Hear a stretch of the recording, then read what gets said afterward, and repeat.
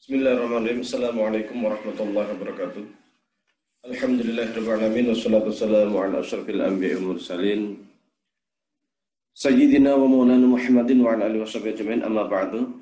Jamaah sekalian yang saya hormati, di dalam kitab HP bab iman dikatakan amma ba'du fa innal firqatan najiyata minas salaf asba'u 'ala al-i'tiqad bi anna al-'alam kullu hadisun khalaqahullahu minal adam. Amma ba'du, bahwasanya para ulama salaf itu mereka telah berkeyakinan bahwasanya alam raya itu sifatnya hadis. Saya sampaikan bahwa yang dimaksud dengan hadis di sini sesungguhnya adalah kanter ataupun tanggapan terhadap pendapat para filsuf ataupun pendapat para tabi'iyun, orang-orang yang menganggap bahwa alam raya ini datang dengan sendirinya. Muhammadiyah mengatakan alam raya ini sesungguhnya baharu, ciptaan. Terkait ini sesungguhnya ini merupakan perdebatan panjang sejak zaman Aristoteles. Apakah alam raya ini qadim atau hadis, itu pendapat lama sesungguhnya. Dan zaman sekarang pun banyak para filsuf modern seperti Marxis dan lain sebagainya yang mengatakan bahwasanya alam raya juga datang dengan sendirinya. Bahkan ada sebagian berpendapat bahwa alam raya ini sifatnya azal. Tentu ini bukan pendapat baru, dan kalau kita baca di dalam kitab Tahawud Al-Falasafah Ghazali, kita akan menemukan pendapat-pendapat tersebut dibantah. Mari kita baca teks daripada kitab Tahawud Al-Falasafah yang dikarang oleh Imam Ghazali. Saya nukilkan sedikit terkait dengan kantor Imam Al-Ghazali, terkait mereka-mereka yang mengatakan bahwa alam itu bukan hadis atau bukan baharu atau bukan makhluk. Kalimatnya sebagai berikut: fa inni ra'aituhum asnafan. Saya ini melihat bahwa mereka itu banyak kelompok. Wa ra'aitu ulumahum aksaman, dan ilmu mereka itu berbagai macam. Wahum ala kathrati asnafihim yulzimum wasfatul kufri wal ihad. Meskipun mereka itu banyak kelompok, tetapi satu kata untuk mereka, bahwa mereka itu kafir, bahwa mereka itu mulhid.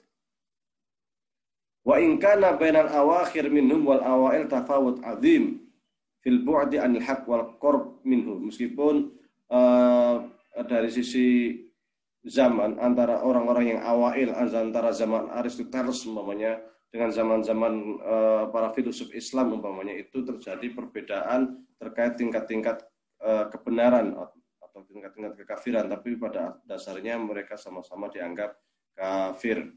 Faslun asnafuhum wa sumulu simatul kufri alaihim. Ini diantaranya sebab mereka dianggap kafir atau golongan-golongan yang dianggap kafir oleh Al-Ghazali ini siapa aja?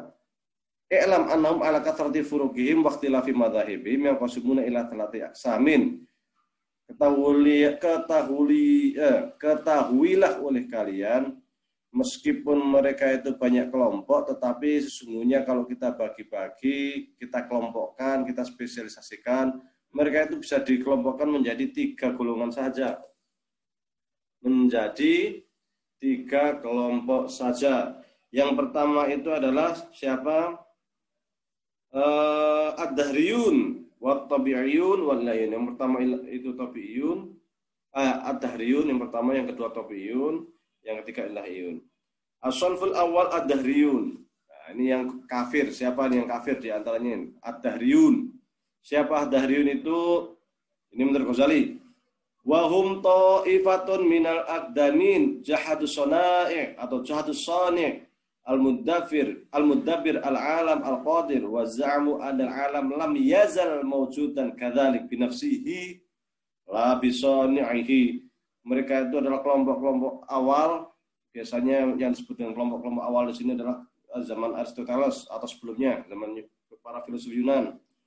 Mereka itu tidak percaya bahwa alam raya ada al-alim al-qadir, ada Tuhan yang menciptakan.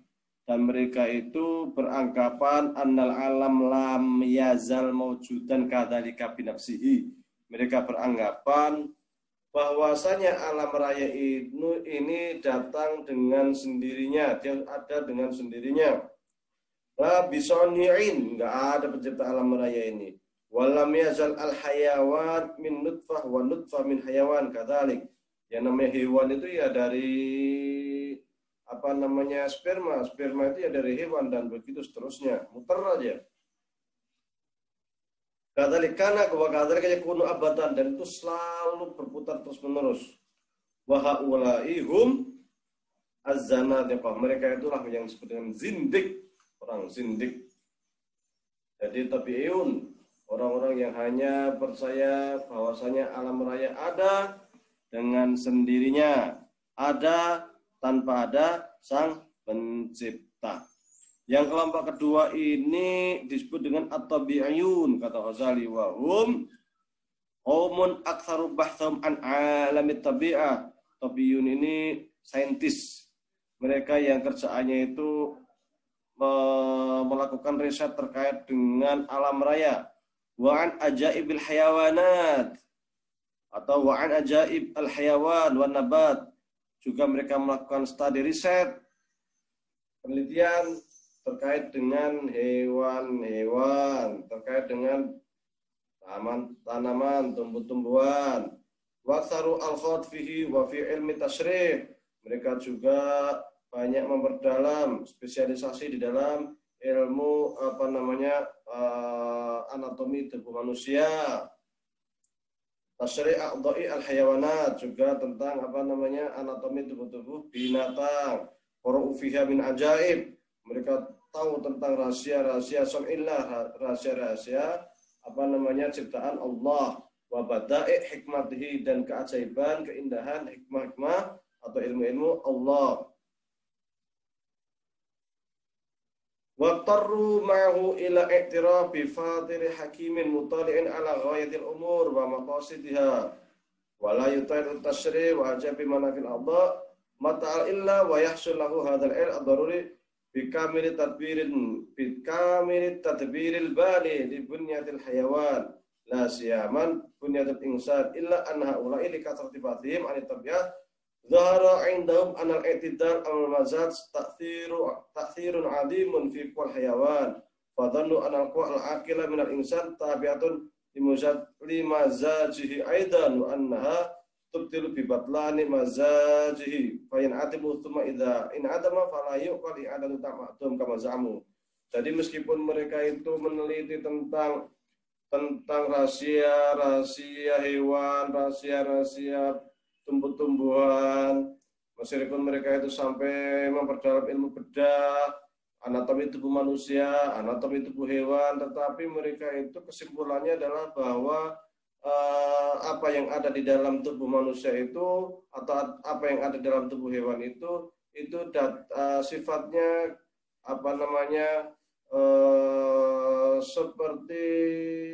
seperti mesin, saling punya pengaruh. Jadi manusia kalau makan, dari makan itulah nanti dia akan bisa sehat, dari sehat itulah nanti dia akan berakal, dari berakal itulah dia bisa berpikir dan sebagainya. Fadhabu ila anna nafsa tamut, sehingga dari sini mereka punya kesimpulan meskipun manusia itu punya jiwa, punya roh, tapi roh itu akan mati. Wala ta'ud, dan enggak ada istilahnya itu roh bangkit lagi itu. Fajahatul akhirah angkarul jannah wan nar wal qiyamah wal hisab. Maka mereka ingkar terhadap hari kiamat, ingkar terhadap surga, ingkar terhadap neraka. Jadi kita hidup itu ya karena kita makan, ya kan? Karena tubuh kita sehat, dengan makan tubuh kita sehat, dengan tubuh kita sehat kita bisa berpikir, dengan kita berpikir kita bisa melakukan berbagai macam aktivitas sesuai dengan kehendak kita. Dia sifatnya itu kayak elektrik, kayak robot lah, sudah tersetting seperti itu.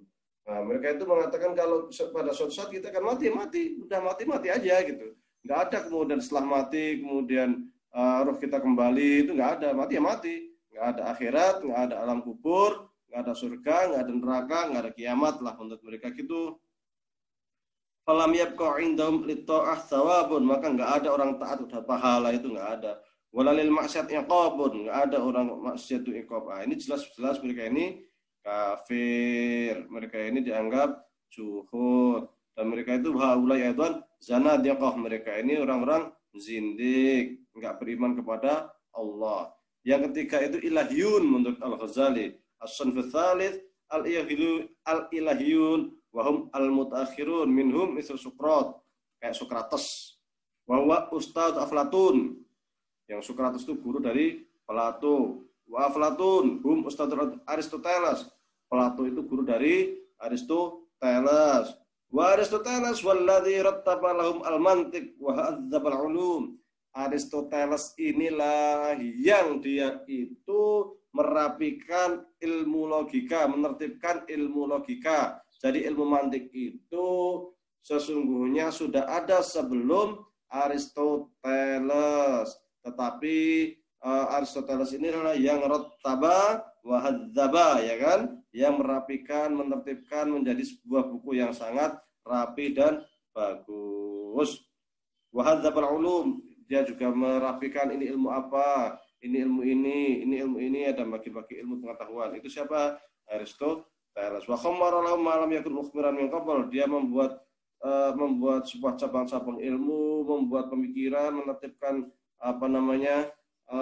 paham-paham pemikiran yang sebelumnya itu belum ada atau sebelumnya itu belum tersusun rapi. Wa andajalu maka nafajjan min ulumihim. Jadi zaman Aristoteles inilah ilmu pengetahuan semakin matang. Ini langsung saya loncatkan aja dah. Wa hum bi jumlatihim raddu 'ala al-musannifin al-awwali min ad-dahriyah wa tabi'iyah.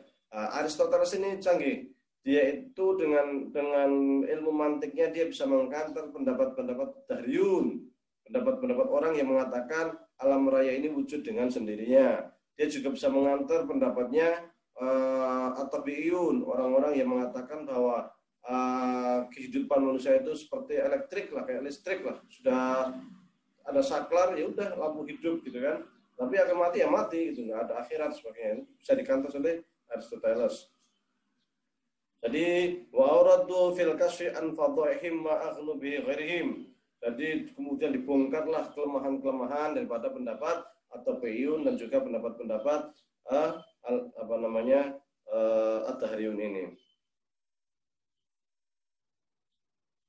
Namun apa yang terjadi illa annahu istaqara ayatan min radha'ili kufrihim fa qaya lam yunfiqa lin niza' minha. Tapi meskipun Sukrat ini bisa mengkantar orang-orang dahriyun, bisa mengantar orang-orang tabiyun, karena Sukrat itu mengatakan bahwa alam raya ini punya pencipta. Ada Tuhan yang menciptakan alam, dan Tuhan ini hanya satu. Tetapi meskipun demikian Sukrat tetap dianggap kafir. Fawajaba takfiruhu wa takfiru muttabi'ihi. Maka kita harus mengkafirkan si Sokrates dan juga pengikut Sokrates. Kenapa dikafirkan? Karena menganggap alam raya ini sifatnya qadim. Alam raya ini qadim, bukan hadis. Kalau Muhammadiyah tadi mengatakan alam itu hadis. Sementara Aristoteles ini menganggap alam raya ini qadim. Maka dia harus dikafirkan. Selain itu menurut Al-Ghazali juga mereka yang mengikuti Sokrates juga harus dikafirkan. Siapa yang mengikuti Sokrates itu? Mutabi'in mutafalsafatil Islamiyyin, yaitu para filsuf muslim. Siapa itu? Ibnu Sina wal Farabi, seperti Ibnu Sina dan Al-Farabi. Karena Ibnu Sina dan Farabi mereka mengatakan bahwa alam raya sifatnya qadim. Maka pendapat mereka sama dengan pendapat Aristoteles. Meskipun mereka bukan atau mengingkari tabiyun dan juga mengingkari pendapat-pendapatnya dari kalangan dahriyun, karena tabiyun sama dahriyun itu mereka tidak mengakui Tuhan. Sementara al-ilahiyun ini mereka mengakui Tuhan, tetapi ternyata mereka menganggap alam raya sifatnya qadim, maka mereka tetap kafir. Wa amsalihim ala annahu lam yakum binakli ilmin Aristoteles atau binamul Islamiyyin kakiam hadzal. Jadi menurutnya itu memang tidak ada orang yang canggih, sepandai sepaham daripada apa namanya Aristoteles selain dua orang ini siapa? Al-Farabi sama Ibnu Sina ini. Jadi Ibnu Sina sama Al-Farabi ini dianggap sebagai para filosof Islam yang mampu mentransfer pemikiran Aristoteles secara baik menurut Al-Ghazali. Jadi selain dua orang ini banyak yang pemikirannya menurut Al-Ghazali ini agak kacau, kurang betul memahami terhadap pemikirannya Aristoteles. Wa ma naqalahu ghairuhuma laysa yakhlu an takhbitin wa takhlitin yatasawwasu fihi qalbul matali hatta la yufham wa ma la yufham kayfa yurad aw yuqbal. Jadi selain dua orang ini memahami pendapatnya Aristoteles itu agak kacau. Kalau memahami pendapat Aristoteles kacau, gimana kita bisa menerima, bagaimana untuk kita nganter, kan? Susah lah mengantarnya, mereka nggak bisa dipahami. Wa majmu' ma sahha indana min fasal Aristoteles bi hasbina qawlani rajulani kan hasr fi thalath aqsam. Qismun yajib takfir bihi, wa qismun yajib tabdi' bihi, wa qismun la yajib ingkaru aslan. Nah, menurutnya pemikiran-pemikiran yang berasal dari Aristoteles itu dapat dibagi menjadi tiga. Ada yang harus dikafirkan, ada yang harus dibid'ahkan, ada juga yang kita cukup mengingkari saja. Ada juga yang disebut wa qismun la yajib ingkaru aslan yang bisa kita terima. Oke, barangkali cukup sekian. Kesimpulannya menurut Al-Ghazali bahwasanya pada zaman Aristoteles itu atau zaman dahulu itu, bahkan mungkin di zaman Al-Ghazali juga, bahkan zaman sekarang juga, jadi ternyata pemikiran itu mirip-mirip sama. Ada kelompok namanya apa? Namanya itu Dahriyun, orang yang ingkar terhadap pencipta alam. Alam itu ada dari sendirinya. Ada Tobiyun, mereka itu saintis, kerjaannya itu riset. Tetapi kesimpulannya itu meskipun mereka itu mengetahui riset alam itu luar biasa, manusia itu luar biasa, mereka menemukan banyak sekali rahasia-rahasia alam, tetapi penemuan mereka tidak kemudian menjadi sarana bagi mereka untuk beriman kepada Allah. Tetapi mereka hanya menganggap bahwa manusia itu kayak elektrik saja sifatnya, kayak saklar hidup maka lampu pun hidup, saklar dimatiin maka mati. Mereka nggak percaya adanya Tuhan. Yang ketiga ilahiyun, mereka percaya sama Tuhan, tetapi menganggap alam raya ini kodim. Mereka ini adalah Aristoteles dan juga para pengikut dari Aristoteles, terutama adalah Ibnu Sina dan Al-Farabi. Dan pendapat ini dianggap kafir. Terkait dengan pembagian